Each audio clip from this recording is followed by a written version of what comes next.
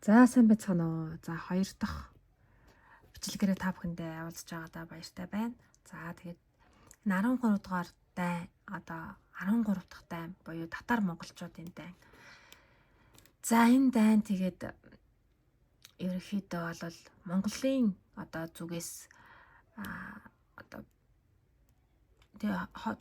доороо олив найрамдалтай байхыг маш их хүсдэг байсан. Тэгээд монголчууд ерөөсө татарын одоо газар нутаг руу халдаж тэ хэд мөнгө хулгайлах ч гэдэг юм уу, эв гэрээгээ зөрчихч гэдэг юм уу, ямар ч одоо хүсэл сонирхол зориг бол байгаагүй. Харин татар нь өөрөө бас яг одоо бид татар гэж ярьдаг. Одоо Монгол одоо Чонсын 27 хотог аймаг байдаг шиг татарт бас 4 одоо татар байсан байлээ. Тэгээ альчи татар гэдэг ер нь тариаланч голтоо зохилдог. Тэгтээ бас сэргэлүүл бас сэргэлж чаддаг. Тэгээд хар, цагаан, шар, улаан гэсэн 4 татар байсан байлээ. Тэгэхээр татар бол өөр ингэсэн толгойлогч, тэ удирдагч нартай. За тэгээд хамгийн гол асуудал нь юу байсан бэ гэхээр зэрэг энэ татарууд тэ алтан зөрчид улсын одоо маш их татаас тулдаг. Дээр нь бас хүүхдүүдээ заавал нэг хүүхдээ тэгээ боол цэрэг болгож тушаах хэрэгтэй байдаг. Гэх мэтчлэн маш хэцүү амьдралтай байжээ. Тэгээд тэр татарууд болохоор зэрэг монголчуудыг те эзэлчих юм бол бид нар их чөлөөтэй одоо байж чадна гэдэг одоо зарим татар одоо ноёд тэгэж үздэг байсан. Тэгтэл Монгол ноёд болохоор зэрэг тэ татар Монгол хоорондоо нэгдээд алтан улс зөрчдийн эсрэг босож чадсан шүү дээ. Та нар их чөлөөтэй тэ тэгэж их алба төлөхгүйгээр ингээд амьдарч болно шүү дээ гэд бас Монгол талаасаа ингэж үзээд идэг.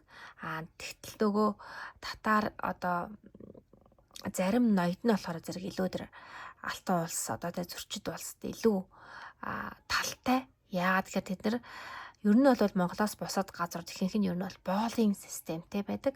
За боолын систем нь одоо боолын хүүхэд боолол байдаг зэрэг тийм ээ. Яг нь Монголд боол байдаг ч гэсэн хүүхдэд бид нар боолчилдог байсан баха. За тэгээд одоо тэр боолын эцдүүд буюу ноёдууд нь маш их алт мөнгө эрдэнэс дуртай тий. Тэгээд алтан улс мэдээж гоё сайхан бараа тавар торог дурдан алт тий их ваар сав одоо ихтэй учраас илүү тийшээ одоо талтай байдаг байсан байх нэ. За тэгээд энэ 13 удаагийн дайны энэ ялагдал нь өөрөө Монгол улс тий оршихуй, эс оршихуй тий татар улс оршихуй, эс оршихуй гэдэг одоо томоохон тулаан болж өнгөрсөн. За энэ тулааны үйл явцыг тухайн үеийн аж амьдралыг маш тодорхой харуулсан Түүхийн элд гэдэг гэрлийн өргөнөөс гаргасан ном байгаа. За энэ болохоор зэрэг ер нь бол анх кино зохиол болох гээд гарсан. За энэ номны цаана болохоор зэрэг Жамуухан эцэг Хар Хадаан Баатар, Зэлмээ Жанжин, Агаачуу Баатар тэгээд одоо урдын 13 дахь зууны урдын судар гэх маш олон одоо ном одоо сурах бичиг гарсан. Тэгээд энэ Түүхийн элд гэдэг киног хийх зорилттой байсан. Боловч те бидний одоо ур чадвар, санхүү, мөнгө гэд маш олон асуудалтай тулгараад киноны маань үйл ажиллагаа ер нь хойшилсан байгаа. За тэгэхээр кино хийх сонирхолтой хүмүүс байгаа болвол бас нэг кино зохиол байгаа шүү. За зохиогч ирэхгүй маш сонирхолтой кино зохиол байгаа нь Хадаан тааш гэд бас Баатар байгаа. За Хадаан тааш Баатар маань болохоор зэрэг энэ ерөнхийдөө одоо Амбгай хааны хүү байгаамаа. За тэгэхээр Хотуулагийн найз. За тэгэхээр Хотуулаа хааны найз байхan. За энэ Амбгай тааш гэд номда хөх нуруут гэ подкастаас бас сонсорой. Тэгээд сүүлийн үед би орж сонсоод одоо Хадаан таашаар амьсгалж байгаа. За тэгээд энэ ном маань гоё том алдартай энэ Монголын түүхийн яг үнэн бодит байдал нь одоо кино болж гараасаа гэж ерөөё хурайлья. За тэгээд энэ дайн бол маш одоо ширүүн дайн тулаан болсон. За маш олон отог аймаг те бараг нэг чир хүнгүүгээр одоо үлдэж хоцорсон. Тэгэхээр одоо эр цэрэг те эр нөхрүүд нь бүгдээрээ дайнд яваад ингээд дайсанд дайнд явсан ч гэсэн дайнд явгүй ч гэсэн гэрт нь одоо юун дээр буугаад бүдийн юу очиж байгаа байхгүй юу? Хядчихж байгаа байхгүй юу? Тэгэхээр ч одоо эмэгтэйчүүд бол үлддэг нь ер нь бол хөшин хүмүүс хүүхэд те хамгийн түрүүнд өгдөг. Тэгээд эрэгтэй хүмүүс өгдөг. Тэгээд өрх толгоолсон одоо те ганц бие эмэгтэйчүүд маш их үлддэг байсан. За тэгэхээр зэрэг ерөнхийдөө тухайн үед бараг нэг эрэгтэйд 35 эмэгтэй ноогдохоор тийм одоо хүүсийн тэгш бус харилцаатай байсан. За тэгээд тэрийг яаж зохицуулдаг байсан бэ гэхээр хэрвээ эр нөхрөө алдчих юм бол ер нь бол дахиж эр нөхөр олдно гэдэг бол маш хэцүү. Тийм учраас ер нь тэр одоо айлда тэр гал голомтондоо үлдэж те тэр үлдсэн ганц эр хүн болохоор маш олон айл өрхийг авч явах тийм одоо үүрэх хариуцлагт ундаг байсан байна. Тэрийг бид нэр тэ тэр одоо бүх хүүхдүүдийг тэр бүх эхнэрүүдийг тижээх тэр үүрэг гэдгийг нь хариуцлага гэдгийг нь ойлгохоос илүү зүгээр тэ олон их нартай нэг жаргаж исэн гэж бодоод байдаг. Яг үнэндээ тэр бол маш том одоо үүрэг хариуцлага байсан юм аа. За тэгээд ингээд тань одоо ялалт байгуулад ирэхэд тийм ээ энэ хоогчийн эмгэн. За энэ хоогчийн эмгэн болохоор зэрэг тухайн үед одоо залуухан эмэгтэй байсан Есүхэ Баатар үед те одоо хэнийг төрж явах үед ахна шүү дээ. Тэмүүж маань төрж явах үед. За тэгээд энэ хоогч эм маань болохоор зэрэг мөнхийн залуу од гэрэл шиг тийм маш үзэсгэлэнтэй, маш сайхан бие арчаатай авч явдаг хүмүүс юм билээ. Тэгэхээр бид нөгөө хоогч эмгэн гэрэл эмгэн тийм хөгшин хүн байсан гэж бодоод идэг. Жохон бидний бодлын алдаа юм билээ шүү. Маш эрдэм мэдлэгтэй, маш өндөр боловсролтой ийм эмэгтэй байсан билээ. Байсан байна. За тэгээд Есүхэ Баатар те хүүн төрсдгийг хэлсэн. За тэгээд тухайн үед болохоор зэрэг одоо те нөгөө дайны хөлөөс цухтаагаад те явж байгаа те замдаа төрсөн байгаа.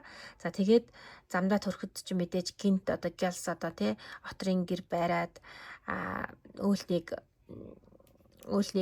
төрүүлсэн байгаа. За тэгээд өөлөн болохоор зэрэг маш хүндрэлтэйгээр төрөө тэгээд маш их цус алдаад тэ амьсгал юу нь болохоор зэрэг өвлийн хүүтэнд төрсэн байгаа шүү дээ тэ маш хэцүү байсан. За тэгээд тухайн үед нь урайхай одоо тэргүүлэгч Зарчуу айда буюу одоо Зэлмэгийн аав Сүбэдэ хоёрын аав нь ирж таарад тэгээд бас эмч домч тэ бөө хүн байсан учраас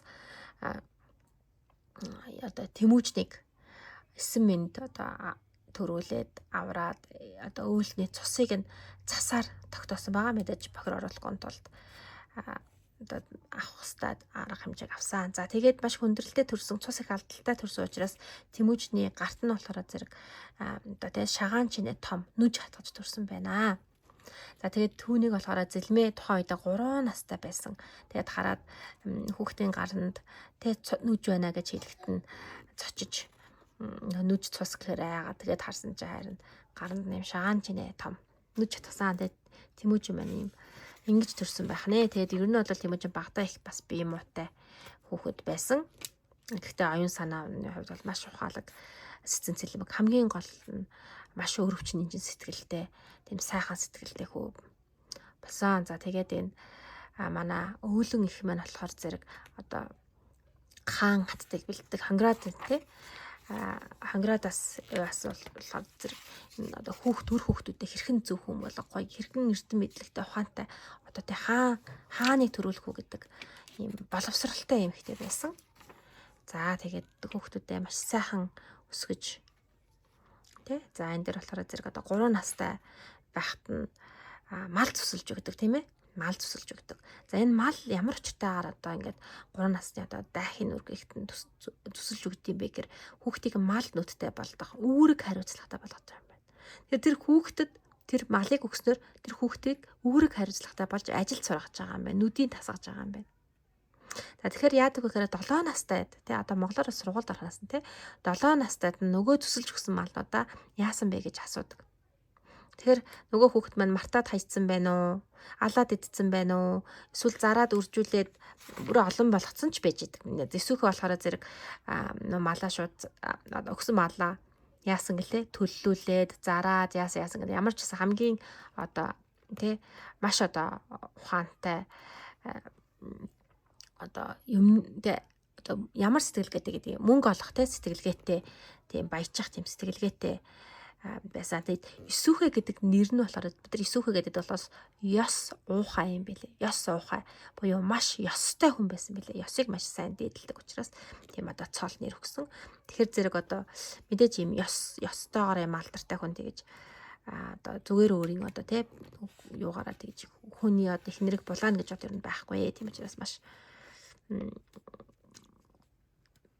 за тэгээд за энд нөгөө дандаа том хүмүүсээр нь бол үзчихээ би нөгөө хүүхд үзэх тохиргоог нь байхгүй болгоцсон учраас Агаачуу Баатар байна. Бараг 4,000 одоо хүүхэдтэй. Манай хар хадаа бол за ер нь бол 3-4,000-аас илүү хүүхэдтэй. За нэг оройдоо бараг 100 эмэгтэйг жирэмсүүлж чаддаг тийм хүч чадалтай байсан гэж одоо ном цохол дээр байна. За тэгэхээр та бүхэн нэр сонирхож үний юм уу худлаа юм уу гэдгийг та бүхэн өөрсдөө тунгааж үзэн үзээ. Тэгээд би бас зарим мэдээлүүд үнэхээр итгэмээргүй худлаа гэсэн мэдээлүүд та бүхэнд хүргэж одоо хүргэж байгаа. Тэгээд та бүхэн одоо зөв бол зөв, буруу бол буруу гэсэн юм байхгүй. Та бүхэн өөрсдөө магадлалж, судалж яагаад ингэж хэлж байгаа юм болоо гэдгийг та бүхэн өөрсдөө хайж ирж олоорой. За тэг хүүхдийг багаас нь бараг хөлд орохоос өмнө морь унцардаг байгаа. Яагаад гэхээр бид нартэй халдлага дайн одоо үргэлж байдаг учраас бид нар өөрсдөө гэр бүлийгээ хамгаалахын тулд багаас ном харуулж моринд гарамгаа байхгүй бол болохгүй. Тэгээ малаа бас зүсэлж маллах ухаан, малчин ухаан гэдэг чинь маш том ухаан. За энэ номон дээр батлэр ер нь бол айраг бүлэгтэй л хүүхд тоогоо тоолцорж идэг, хүч чадалтай болж идэг. Сүү саахтан тий хураг гашиг барьж өгч тусалдаг гэх мэтчлэн одоо энэ аж амьдралыг нь харуулсан хэсэг явж байна. За тэг Исүхэ мэн сайхан дүүнэртэйгаа хоёр одоо их баг хатантайгаа ингээд аз жаргалтай хүүхдүүдтэйгээ суралцаад. Тэгээ монголчууд болохоор зэрэг хүүхдийнхаа одоо боловсролт бүр багаас нь маш сайн ханддаг байсан байна.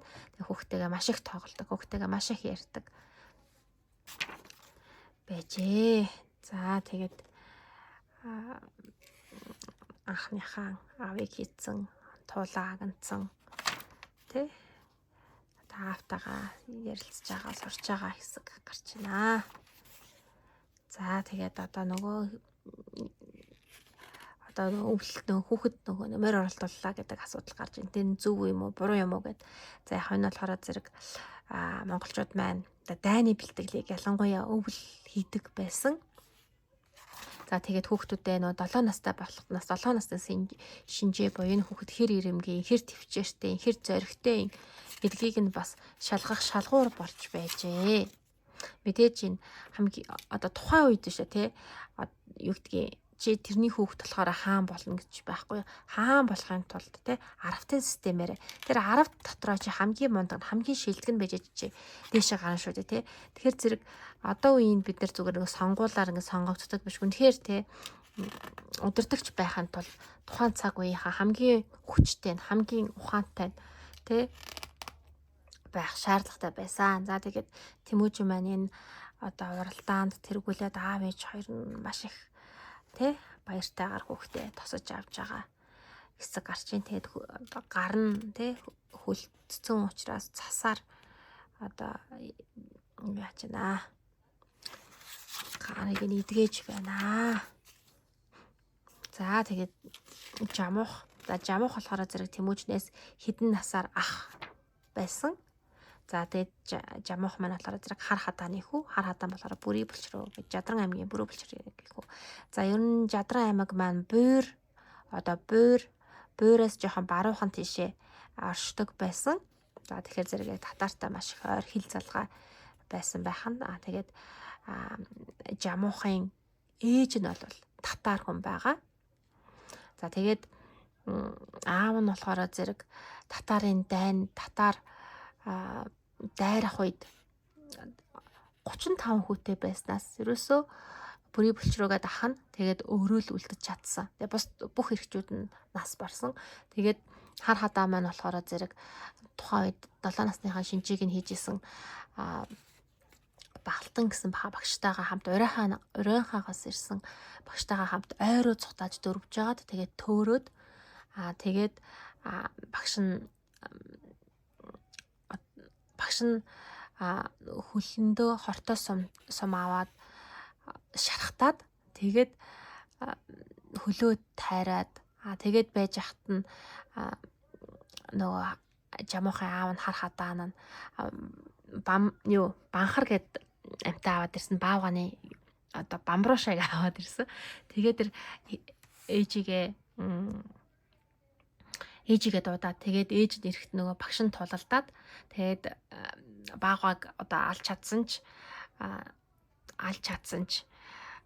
толгоондоо маш хүчтэй дөргилт аваад тархин бицраад тэгээд нас орсон. Тэгээд хар хадаан маань 7 настайгаас 14 нас хүртэл ууланд ганцаараа бие дааж амьдарч байгаа. Тэгээд уулаас гарч ирсэн түүхтэй. Та бүхэн энийг хар хадаан гэд номноос үзэж одоо сонсож болно. M+ M-book дээр байгаа.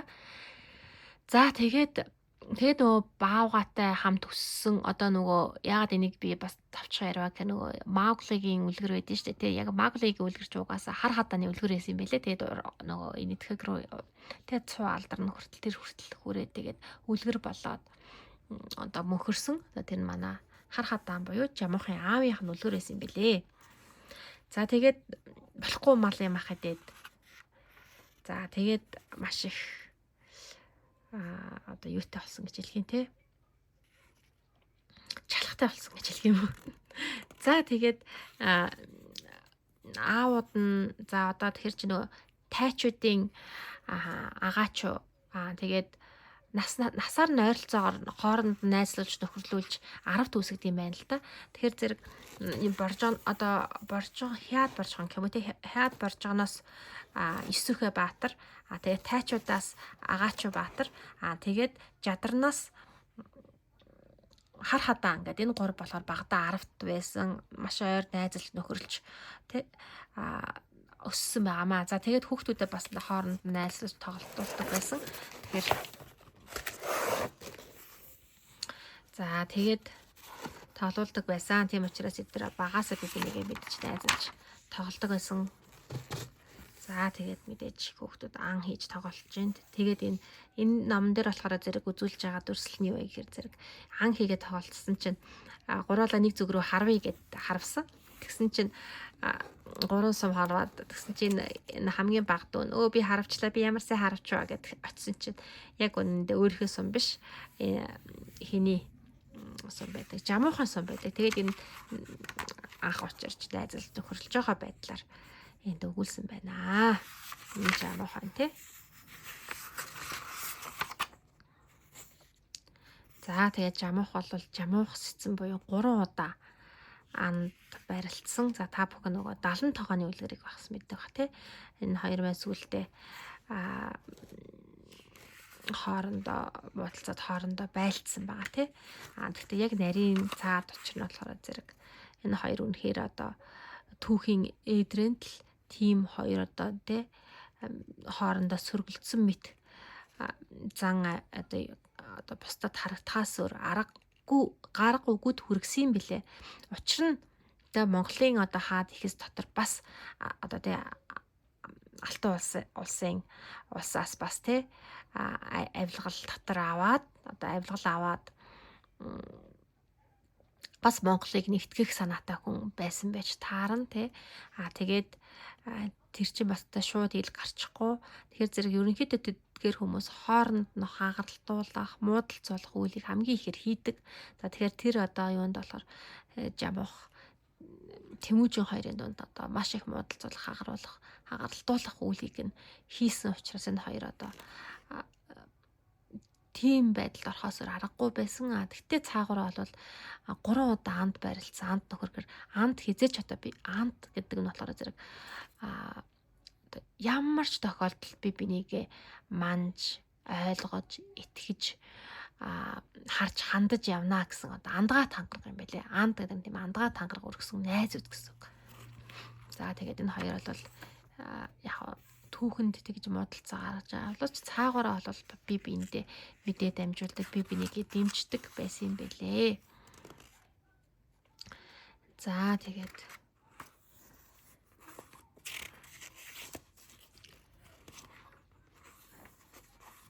унших бол их сонирхолтой гоё шүү. Та бүхэн яг намаар нь олж аваад уншаарай.